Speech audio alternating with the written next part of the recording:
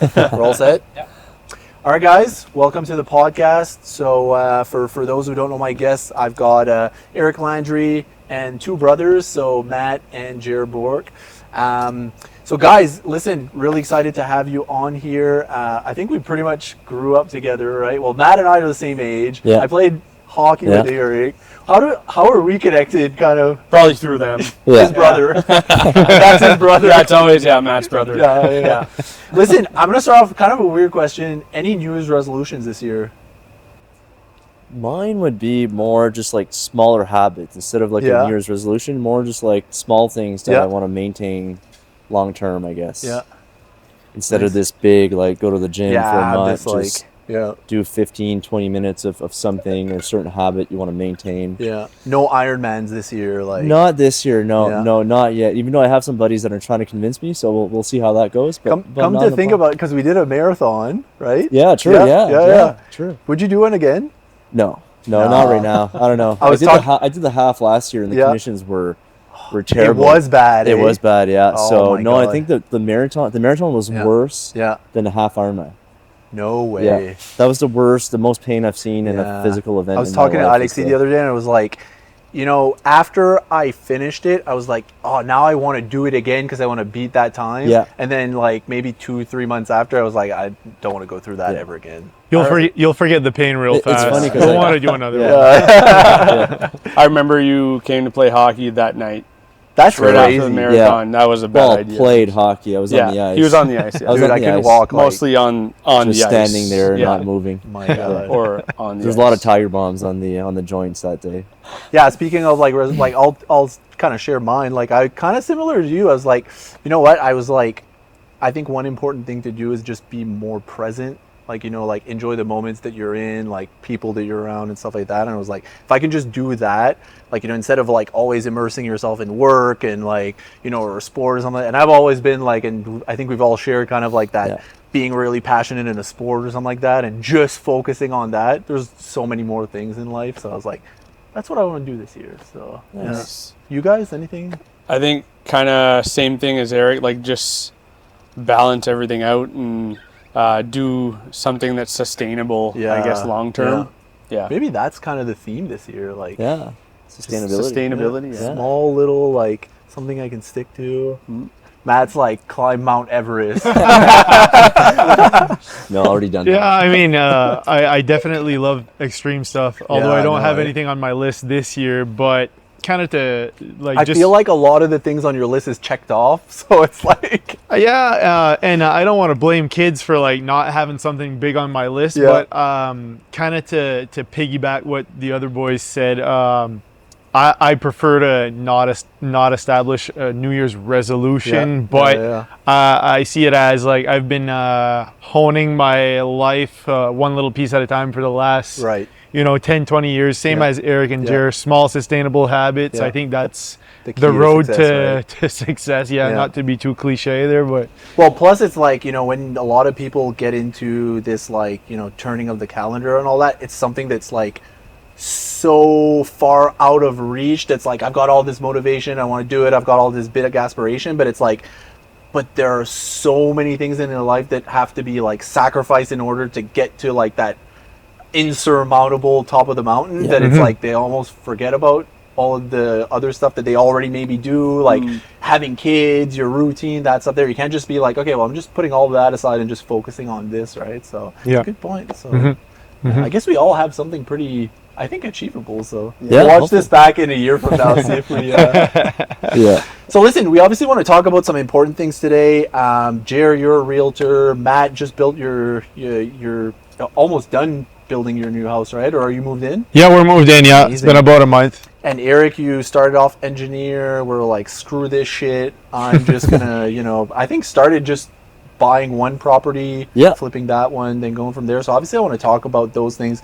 Obviously it resonates with some of our viewers that are obviously interested in maybe purchasing their first home, building their first home, maybe going into investing in properties, that stuff there. So I'll start off, like, obviously the first part probably starts in like consulting a professional in terms of like wanting to make a move like that. Like, What would you like? How does the process start? Like, do people just show up and they're like, "Help me"? Yeah. So buying your first home, obviously, it's a lot, especially when you're not in the game. There's a lot of factors that are in buying your first home. So first things first is obviously getting pre-approved. Okay. So going to the bank, especially with rising prices and everything, it's harder to get a mortgage, I guess. Right.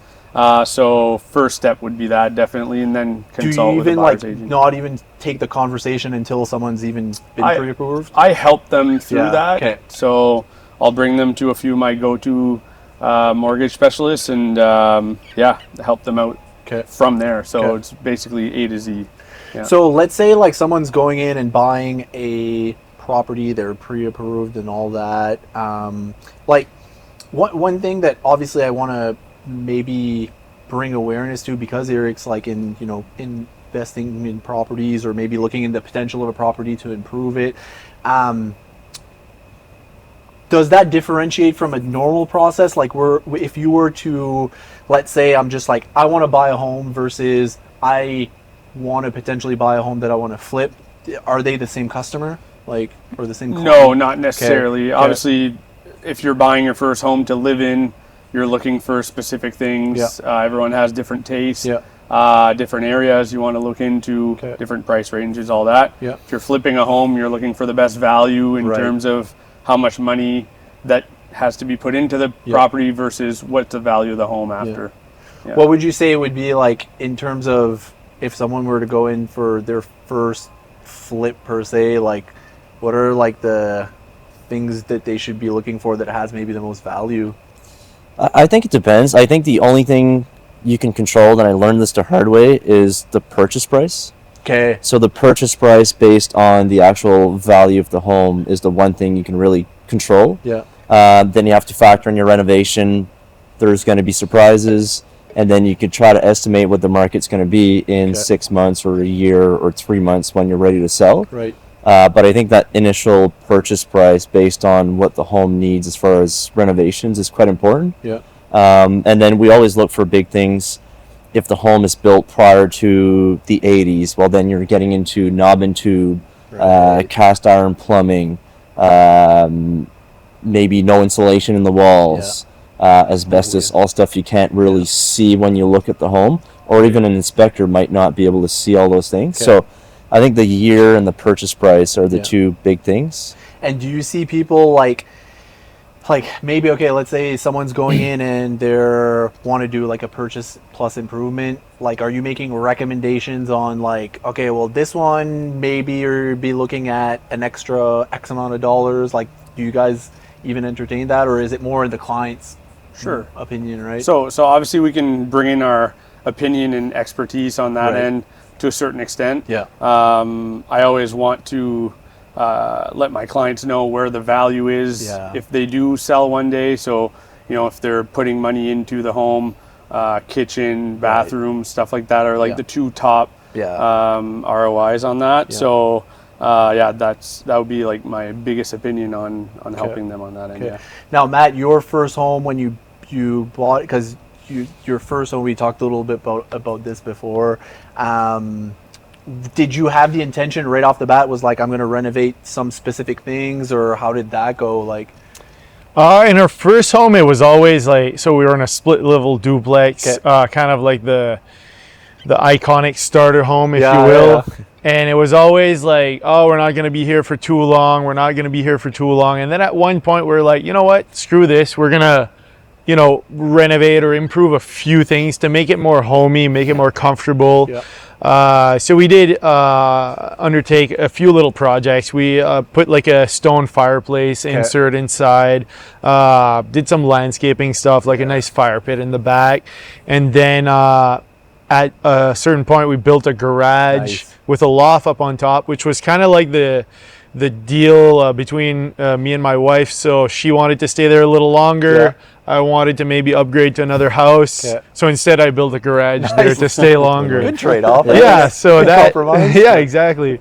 So that kind of allowed us to stay there for longer, because we got a couple of we like gear and bikes and all that type of stuff. So it kind of gave us a spot to store all that stuff, and gave me a spot to have my office up in the loft. So it extended our stay at that home.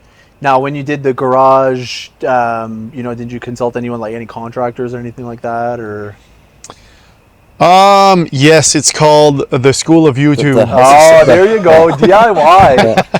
My God, I probably spent like 100 hours per week on YouTube. That's crazy. Yeah, what an experience, though, right? Yeah, I learned a lot. Luckily, though, I have to say I had one buddy that was very knowledgeable that helped me out with the stuff that I knew I couldn't undertake on my own. But a lot of this stuff was way out of my comfort zone, but YouTube was there to comfort me most of the time. Yeah, you can always count on YouTube, right? Yeah. So, like, Jared, like, when you see, like, because you were out, I assume you were representing the house when they sold it. Like, how renovations like that or changes like that, upgrades like a garage and stuff like that, do they have like a huge upside when it comes back to selling it? So a garage for sure. Yeah. Stuff like, for example, the fireplace. Yeah. Those are more so like selling features. Okay. Like, I'm not going to say, okay, we're going to put the house for $5,000 more just because of the fireplace kind of thing, but it's a selling feature for sure. But yeah, the garage is definitely adds value. That too, right? So cool. So when people are picking properties that obviously maybe have some potential, like I think of like always, especially in Moncton, is there's a lot of these mid-century modern homes that like have just these weird layouts and all of that. Like, how do you guys, I guess, are they difficult to sell, or are they difficult to kind of convince people, or alternatively, are they maybe the ones that are most appealing because people see so much potential in them? Like, how does that work? I think there's a buyer for any property. Yeah. But older homes are definitely harder to sell in a sense. Obviously, value is impacted on that as well. Yeah. Or the price point. Yeah. But it's can be definitely a harder sell on the sense of people need to put more money into it. The inspection results aren't great. Usually there's a lot of stuff that's hidden that people don't see initially. They just see the character of the home. But yeah, it definitely can be a harder sell. Do you find there's a lot of people that I guess get really romantic about properties? Like they kind of walk in and they're like, this is the one, but it's like, you look a little deeper, maybe it isn't, right? That's a great point. At the end of the day, like, our job is to educate people as much as we can about the home. At the end of the day, it's their decision on what they want to do. But yeah, if they fall in love with the home, like you need to make them aware of the important things. But other than that, it's their decision at the end of the day. I don't know if you like it's the topic you can't talk. Are there any stories where you're like, oh, I wish they would have like picked differently, or on the other hand, maybe some people that like, they made this pick and like you look back and they're like, maybe they weren't so sure, and they are thanking you like for everything that you did to convince them, right? Yeah, I mean, I've had a lot of clients that have thanked me to in the past years, past couple of years where the market's been pretty crazy. Okay. There's a lot of situations where I was very honest with them in terms of price, where it's like multiple offers and stuff, and they're like, I want this house, I'm going to pay this much for it. And I was like, maybe that's a bit too high. So, I mean, not just chasing that sale, really helping out the client. That's but it can be tough to give your opinion, but also let them make their own decision on that. So between both of you and even Matt, if you've started to entertain maybe the potential for the house flipping and all that, like how is there still a lot of potential in Moncton in terms of like those types of homes? Yeah, I think the big thing, just to not get away from Jared's point, but buying on emotions. Yeah, so I think if you're buying personally, you can get emotionally involved to a certain degree. Yeah. But if it's an investment, you should put your emotions away and really look at the numbers. And I've learned that the hard way a few times. And even now, like on a daily basis, we'll evaluate properties from a business standpoint. Okay. And it's not strictly numbers. I mean, you have to follow your gut and your emotions based on locations and such. But at the end of the day, if the numbers work, it does make sense. If they don't, they don't.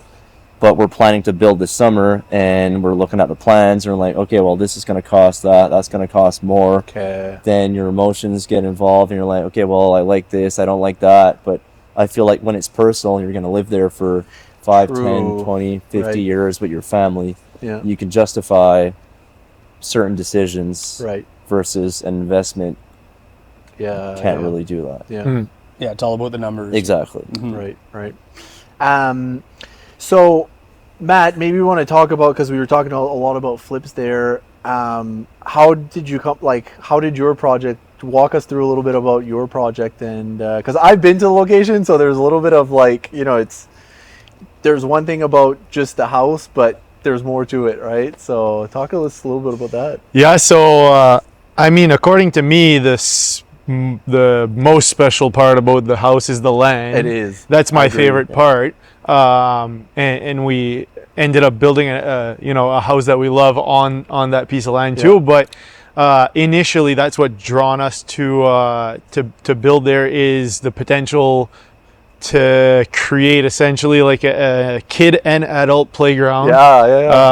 So our plan, or I guess my plan that turned into our family's plan, is to create some mountain biking trails. We also purchased a shipping container that will be doing a project with you guys this summer. So the shipping container is gonna be the host of the takeoff for some dirt jumps for mountain bikes. And then in the backyard where the forest is, we got a lot of mountain biking, fat biking trails, snowshoeing trails in the wintertime.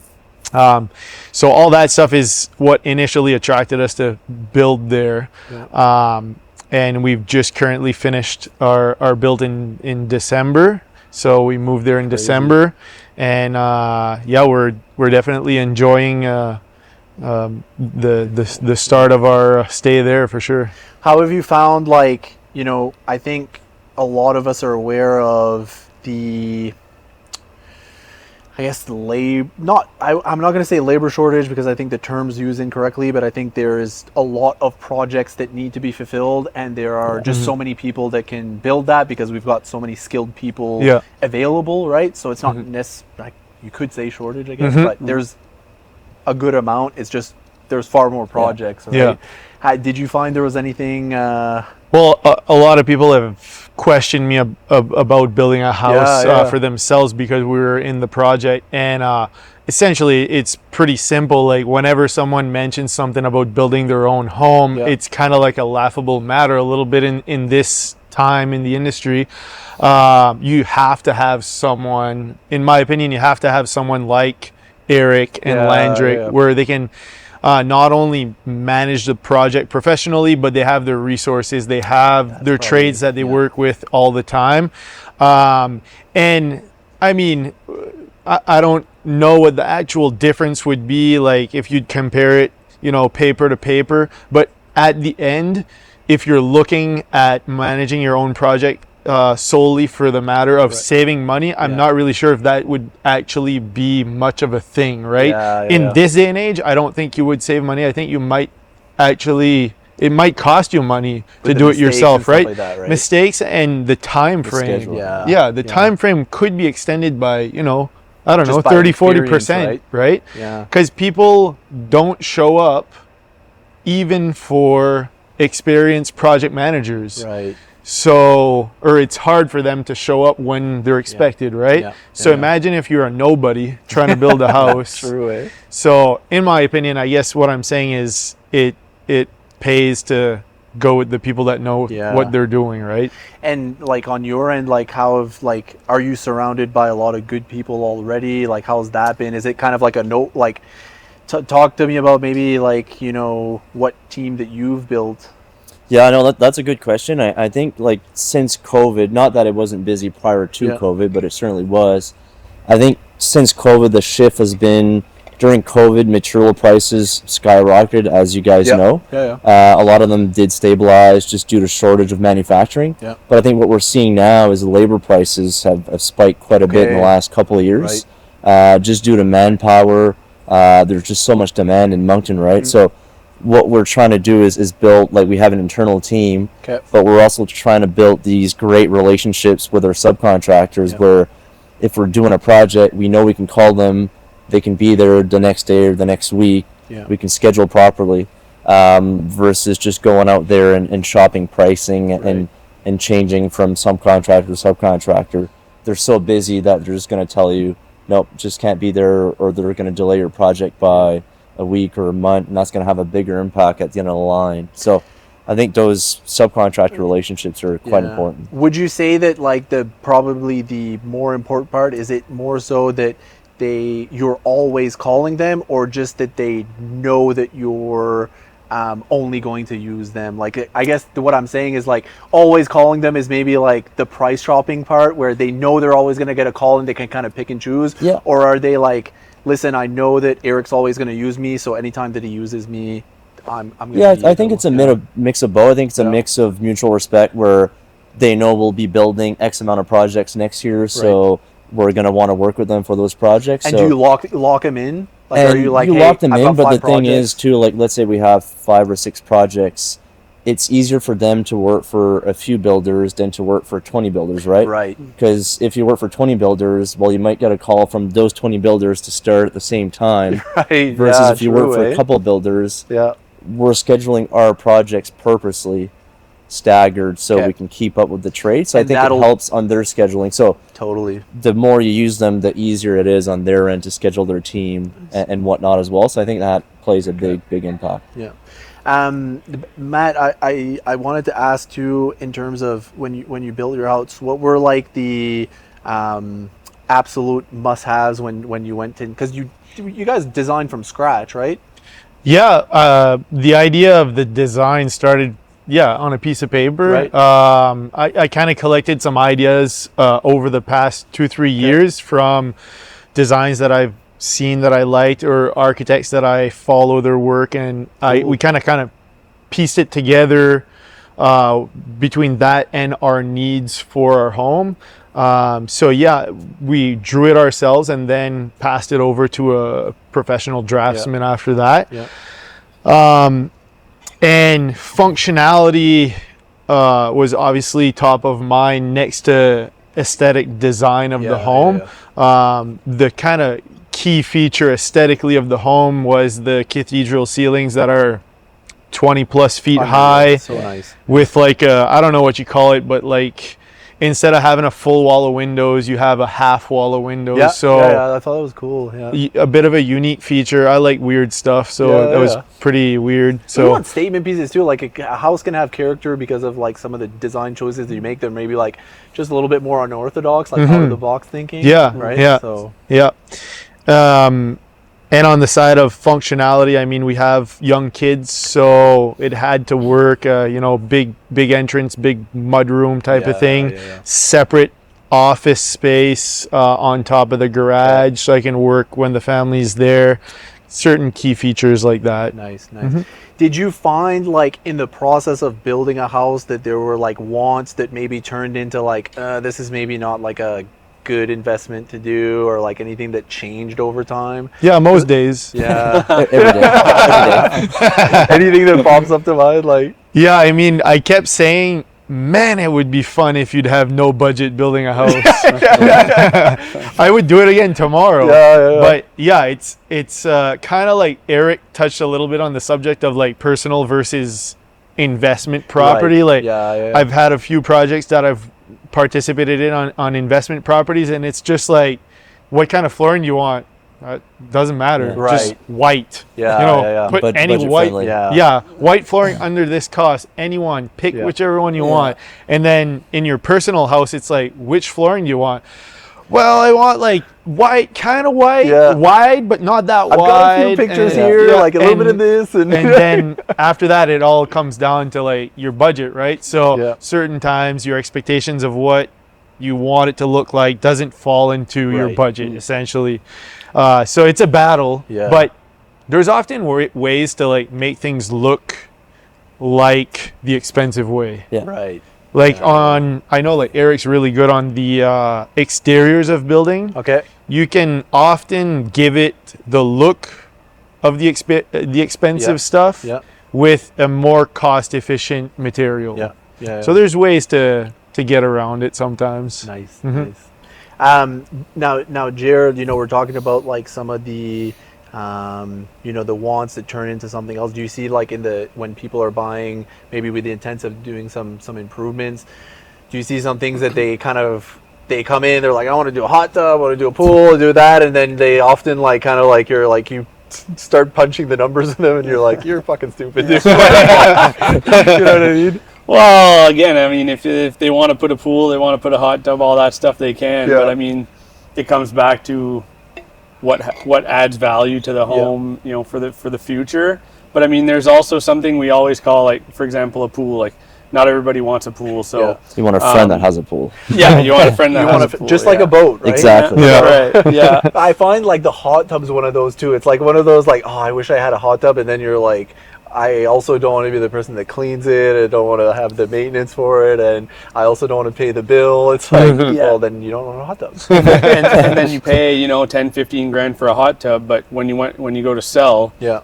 you're not even getting you don't $5 get much, for it, eh? even if it's, you know, months old. But we call it like the cost of enjoyment. So like if someone enjoys it for 5 years and you get nothing for it after 5 years, well, you had 5 years of enjoyment. Yeah. So I mean, it's, you know, doesn't add value, but it did for the, you know, for the time. Jared's just saying that because he just put one Yeah, I in. just So- That's amazing. Oh my god. He just gave us his elevator pitch to Yeah. his wife. So I'm just cashing in on all the enjoyment. Yeah. You want to start that one back again? We can give a better pitch on this one. It is nice to have. Listen, it's you know, it's we can't hate too much on hot tubs, especially the one that we'll end up going in. So thanks, Jer, for inviting us over to your hot tub. Anytime. So, round 2 of the podcast. The hot tub there. Bring the beers. So, listen, if you've all been involved in some form of flip project or anything like that, any like, oh, I wish I would have known differently, maybe it was on the first house or something like that, or any like anything you can kind of bring out that's like, you know, if someone could watch this and they're thinking about it, please don't make this mistake, or think about it maybe this way. Anything that comes up to mind? I mean, there's too many things I think right now rolling.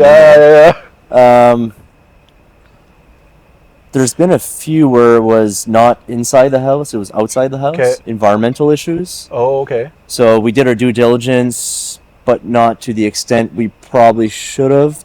Okay. And then we came to refinance because we were going to keep it. Yep. And then we had to do this environmental test. Okay. And ends up there was old tanks on the property. Oh no. And so we went through the whole process, and we had to dig test holes on site. Okay. Luckily, we didn't find anything. But the day that we met the inspector, we were like, "Okay, there's an old tank that was here. What are the odds of them leaking?" And he was like, "So we were like, oh, that's not a good start." So we dug it up. They did test bits, and everything was luckily good. Okay. But I think due diligence is a big one inside the house. A lot of the first flips that we did not do inspections for the simple reason that we thought we were going to gut it and then find out everything. So the inspection wouldn't have mattered. We thought it wouldn't have mattered, but it does matter. Okay. So now we do them every time. The inspector's going to find stuff that you might not find, that someone's going to find when they're buying. So we'd rather know up front, this was on the report, so we can address it right away. Could be asbestos, could be anything, right? Is there anything that you found that is common that people overlook when it comes to flipping a house? Like, that they're like, you know, this comes up in the inspection, but everybody seems to be like, nah, it's not that much of a big deal, then turns out to be like I think about, like, I have a buddy that I'm not sure if that conversation is the information that I should take away from it, but he had to, like, he purchased the property, he had to raise the floor a bit because it was like kind of sinking. Oh yeah. And so he did that, and then it was fixed, and then 3-4 years later the winters get a little harsher and stuff like that, and it's back kind of sunken again. So the walls have cracks in it and stuff like that. Like, is that, you know, do you kind of feel as though, like, people they take it as a, like, grain of salt, right? Yeah, I think that a lot of the times, it depends on the person, but a lot of the times we would go in a house and put an offer in, and, you know, the inspection clause always comes up, right? Yeah. And I think a lot of people say, like, it looks like a solid house, like, I think it's fine, and they overlook, you know, and they're not stressed out about it, and then stuff like that can happen, right? So I think it's more often than not that there is something that you don't see initially. Okay. Yeah. Like, should everybody run it, like, especially in an old house, if they're buying it, should everybody renovate the kitchen? I feel like that's, like, the most common one. It's probably one of the for biggest resale. parts. Yeah, it brings the most value. Absolutely. And I think a lot of people think that you need to put $30,000-$40,000 into a kitchen to make it look nice, but you know, there are more affordable options that, you know, you could put $10,000 and you could potentially get, you know, twice that amount on the value of your home when it comes to selling. So I think kitchen is the biggest part. Bathroom is a close second, which again, you can renovate a bathroom, you know, for, you know, $25,000 or $5,000 to $10,000 probably, right, depending. So it's those are the two biggest factors. So did you go all out with your kitchen, or? I mean, it's part of the center point of the house, so we needed to make it look good. It's like a normal size kitchen. We have what's that called? Walk-in pantry. Nice. So that kind of like allowed us to have a bit less cupboard space, like in the main kitchen area.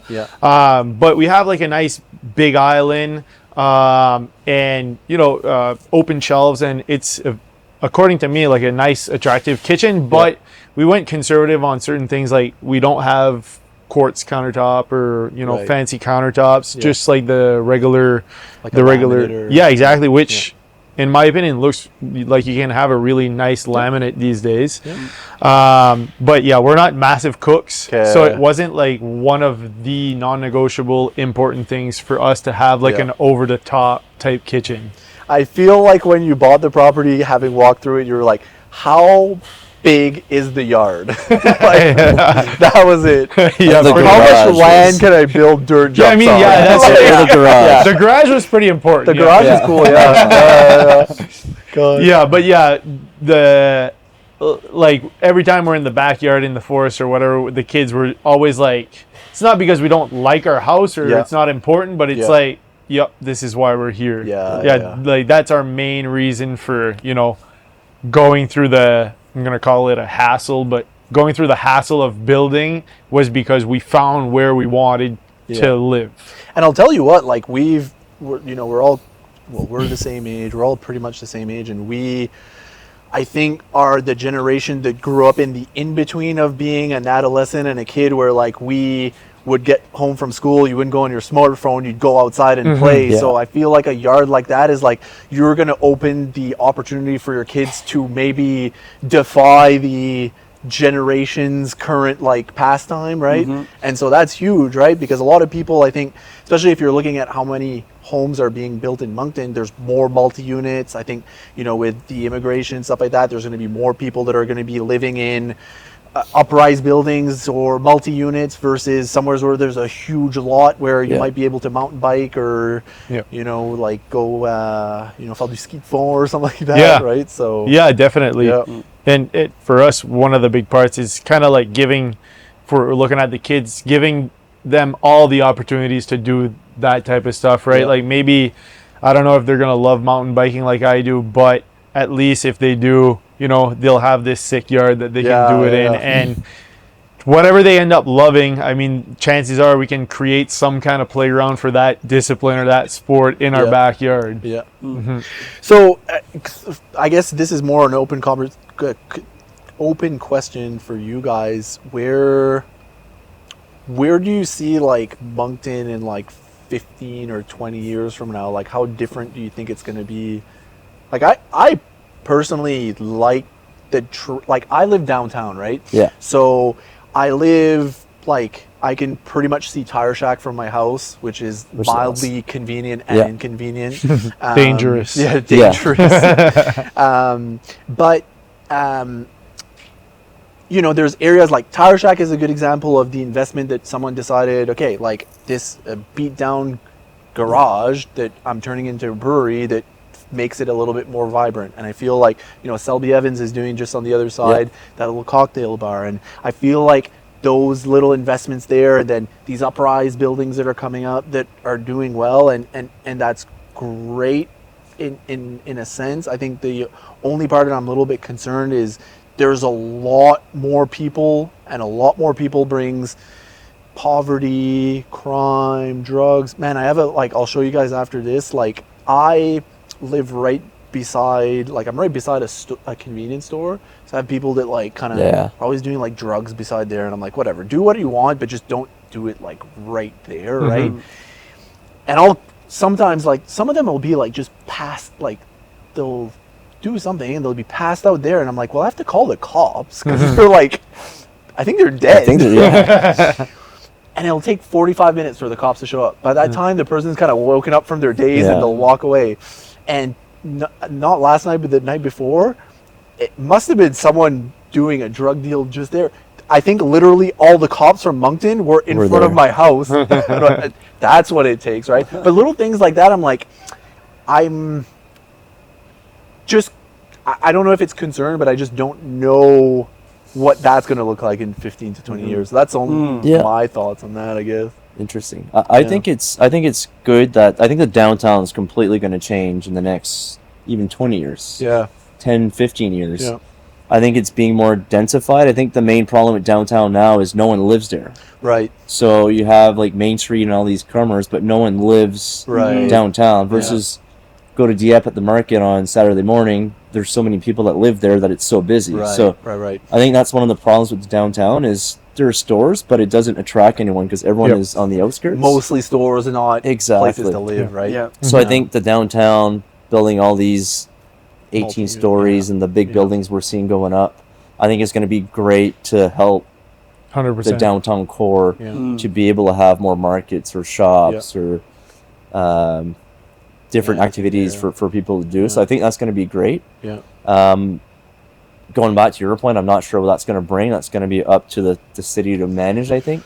But I was in Montreal. For, I guess. I was in Montreal this past weekend, and coming from a guy that grew up in Mermoncook, tiny village, you felt extremely safe. Like we were walking around town all week, and everyone was just kind of outside, either even biking in the winter, running. There was stuff to do in every corner of every street just because there's people living there, so they could justify having all these activities all over the place. So, what about, like, from a realtor's perspective? Like, so development and even like on the industrial commercial side of things, like we're seeing a lot more. Huge amount, and record sales in industrial and commercial land and stuff like that. So like distribution centers and like we're the hub, and we're becoming that. I was talking to a colleague of mine this morning, and he was just saying the same thing, like record sales. A lot of Walmart, Kent, like the distribution centers were becoming that hub. So that's going to bring a lot of jobs and a lot more people here, right? So I think in 2023 or last year, our population growth was right around 5.5%. That's crazy. So it's like 8,800 people or something in 1 year. So we're going to have to try to keep track of that and try to get more homes built and get more high density. That's the scary part, right? Well, right? So it's the amount of, and you probably see it as like the amount of stuff that's available on the market and how many people are looking for it. It's like, and they're probably not all people that are like, I have a house here and I want to go to a house there, right? No, for sure. People coming in, first-time home buyers, and so they don't own anything. Moving out of their parents' house or stuff like that. So there's no new inventory for them to put on the market and then buy another one. It's just buying one, so taking one away. So I think we're going to see a lot of like new ways to build homes or like new styles of homes, kind of like in the, like after the wars, when everyone came back home, there was like a huge influx of population, a big housing shortage. And now, like, you'll go in, like, in the Patch in Dieppe or, like, places like that where, like, all the houses are the same and they're all, like, super cheap. The wartime homes. Super cheap, small homes. I mean, it might not be exactly the same, but maybe it'll be more like a row housing type thing where it's all bachelor units or one-bedroom units that are very affordable either to buy or to rent. I think we're going to see, like, some unique styles of housing come about, like, in the next 10, 15 years, because it's like you guys have both said, we got some catching up to do. Like if we're gonna keep up with the population growth, I think we gotta start running pretty fast pretty soon. Well, you almost have to adopt like wartime strategies, right? It's like they're actually talking about CMHC is actually launching a program of not necessarily adopting almost like military houses, but essentially Same concept. prefab and just and getting kind of incentivize it exactly, too, right? Yeah, for builders. That's Yeah, crazy. But hey, listen, those are decisions that are far beyond our. that's scope actually of how work, right? CMHC I think was established. Is I think so, eh? yeah, I think I read with that, the military yeah. housing. That's No how way. they started their organization. Yeah. See, we started this podcast so I could learn one thing every day, and here we are. You learned that I had a hot tub. So valuable. Like we Very said, right? valuable. Well, still waiting for the invite. the second round of this podcast is in a hot tub. So. Yeah. So one thing that I kind of ask everyone that comes on here, because I think it's an important part of doing this podcast, and hopefully, I don't know where this is going to go, but I really want to obviously share some things that maybe, when I was 17, 16, 15, I didn't know what I wanted to do, or maybe I could draw inspiration from someone that, isn't 65 years old, but maybe is around our age. Is there anything, like, if you were to say, like, if there's one thing that you can take away from my experience, here's how I did it, or here's my advice. I think owning a property, either that's your personal home or a rental, it might take time, but I think if you can get there, it's going to be a good investment long term, either for yourself or for your family. Yeah. So I think when I bought my first home, you kind of see it as this big expense. It can be an expense depending on what you do, but it's also an asset, right? Mm-hmm, So if you keep it for 5, 10 years, 15 years, 20 years, you're going to build equity. So I think owning a piece of property, owning an asset is going to be beneficial to you in the long term. Getting on that as early as possible. Yeah, exactly. Yeah. I would say the same as Eric, and I would add that I think a lot of the younger generation, even our generation, their first home is likely they overbid a little bit. Like they buy into, like, let's say a $500,000 home when they should be buying like a $250,000 home, which is getting harder and harder with today's prices. But I think for me, when we bought our home for $125,000, having that low of an expense, that low of a how much did I say? And having like a low expense lifestyle allowed me to start different businesses and invest in stuff like real estate, because I had, a little bit of saved up income from not, spending it all on a house that we shouldn't Kind of have being had. house poor, right? Yeah, exactly. Yeah. So it allowed me a lot of freedom, and it allowed me to plan for my future. So being conservative for 10 years, the first 10 years of my adult life or whatever, on my spendings and on my expenses, allowed me to, create wealth, if you will, for my future. And I've never made like a ton of money. It's easier to spend less money than to make more money. 100%. Yeah, little mic troubles. We this podcast is plagued by. We have one episode with no mic, 2 episodes with no mic troubles. So, Wow. but this one's battery, so I can't blame that one. We just talk too long, right? So, Exactly. What about you, Jer? Yeah, I think biggest advice on that, I'll add to that, is having your own home. If you can purchase a home, obviously it's a great investment, great asset. I know a lot of people are probably also curious about getting into investing into real estate, but they don't know where to start. They don't know who to talk to.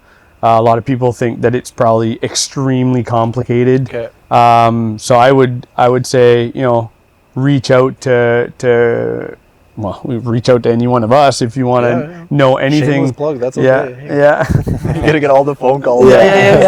No, but anyone that you feel comfortable talking about investing in real estate, and get into it if you can. And I think a lot of people that bought in the past years might hold a lot of equity in their home and they don't know, and that's a way of getting into, maybe refinancing, taking some of that equity and reinvesting into an investment property. So I'll kind of advice. like hop on that idea there, where, because you guys really touched upon the owning a property. Should people, should it be almost like a goal of maybe having one, like Matt, you had there was an in-law or duplex in it, right?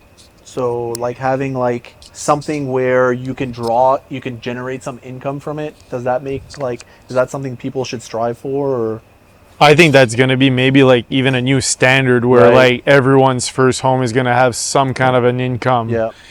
In-law suite, or like if I would restart at 20-ish years old right now, I would buy, if everything would allow me to, I would buy like a duplex or something with an in-law suite, so have that income in the basement or on the other side, and I would rent every single room in my house. Okay. That's exactly what I did, yeah. Live likely mortgage free and maybe make even $500 on top of everything, right?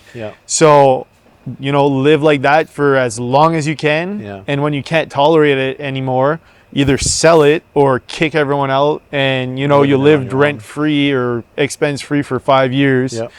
I think that's going to be like the smarter young generation that are going to start off buying a home are going to be the ones that have a similar plan like that. Have someone paying at least part of your mortgage. So mortgages are more expensive now. Well, that's a way, to offset the cost and make it affordable even when you're younger, instead of waiting until you're 30, 35, 40 to purchase your first home. So, and probably just a couple more things, but because we have such a active lifestyle, and Jerry, you could probably start off, is how much does lifestyle play a factor in purchasing a home? And I don't want to talk so much about like building one, because building one, I think you probably try to put your lifestyle, and Matt's probably the best example of how much of his lifestyle he's put into the new construction. But do a lot of people come with, hey, this is, I work from home, or hey, I mountain bike a lot, or stuff like that? Is that a big part of it? Yeah, huge factor. Yeah. So people that work from home, they need at least one more office space. Yeah. If both of them work from home, they probably need 2 office spaces. So they look for more rooms in the home, obviously. If people are very active, they're looking for walking trails close to parks or stuff like that. So yeah, it plays a huge role into the location of the home they want to purchase. Yeah, absolutely. What would you say right now, and even maybe on the flipping side, like what would you say are like the best locations like in Moncton right now? Like for some reason in my mind, I'm like, I feel like Riverview has like some untapped potential. Hidden gems for sure. Dieppe's probably the most expensive. Yeah, it is not by far. It is probably the most desirable area in general, I'd say. Yeah. But then on the flip side, like the north end of Moncton, very high density there. Yeah. Huge neighborhoods, and a lot of people, it's like their number one spot. They want to go there. They absolutely want to. But yeah, I'd say that Dieppe would be definitely up there. Yeah. East end of Moncton, like Chediat Road area, that area there, very desirable as well.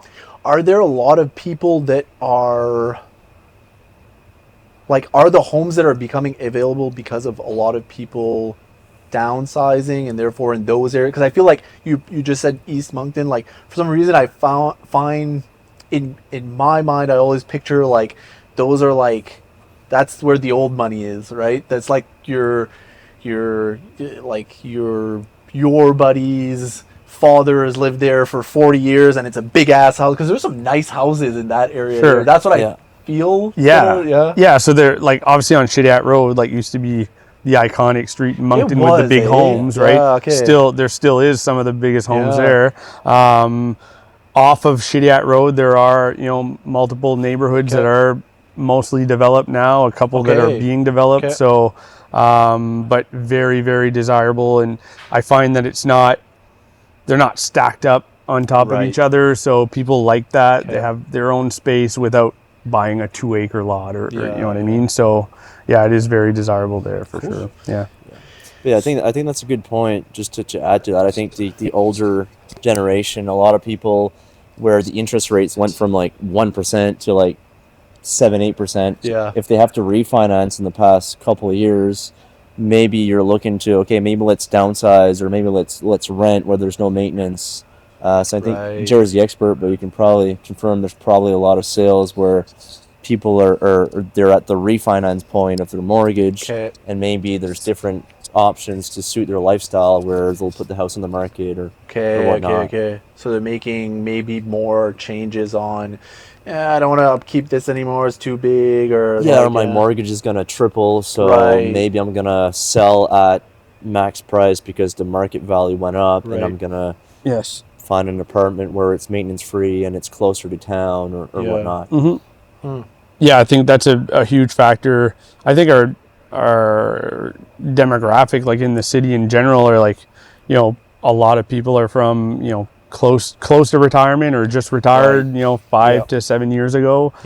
So there's a lot of that where they have a big family home, and they're gonna want to. Kids are off to school, or like us, like we have jobs, we have like we're that's right, family, that stuff. So I think a lot of those couples or families are going to move into, like Eric said, like in the newer apartments where, you know, they can afford a higher rent as well, but still sell their home for quite a bit of money compared to what they bought it for or built it for 20, 30 years ago.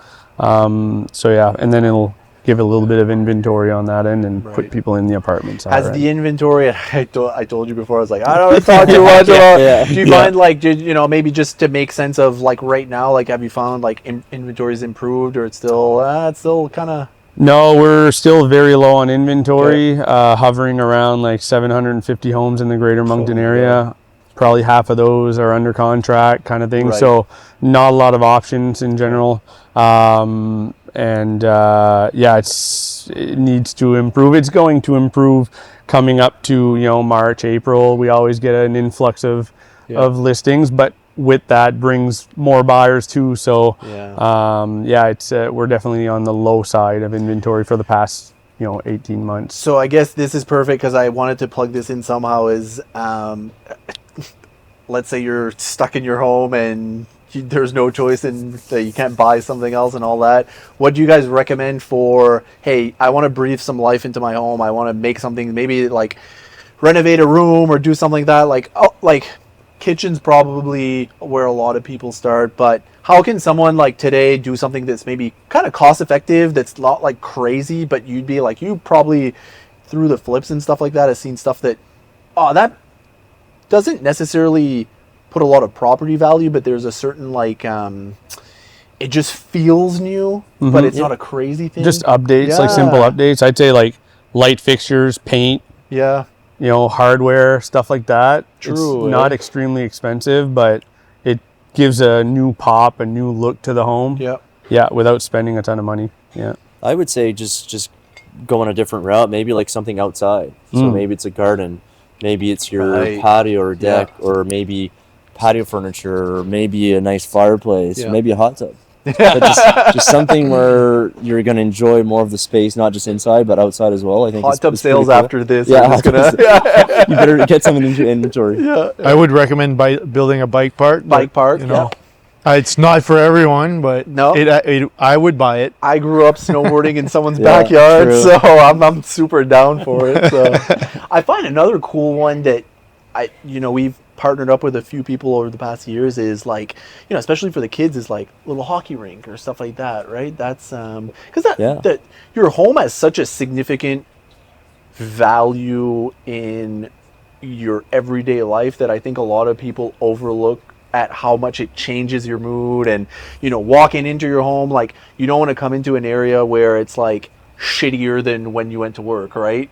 So it's probably important to still put a little bit of, you know, effort into to doing those things there. So is there any that you would not recommend to people that they should be like, you probably think this is a good idea? Oh, of course, a hot tub. A hot tub, That's the theme of the podcast. What not to put in and around your home in terms I mean, something that like you see like, you know, maybe you want to reconsider that you thought is maybe a good idea, but have you seen anything like that? I've seen, from experience, I've seen a home that was listed a few years ago, and it had a swim spa in the basement. What? Yeah, it was like a 20-foot swim spa in the basement. Oh my good for god. moisture. That wasn't a great idea. That would be Sketchy, on the terrible idea scale. Oh my yeah. god. Yeah. I can just picture like Kind of feel like, having a look at it. that's crazy.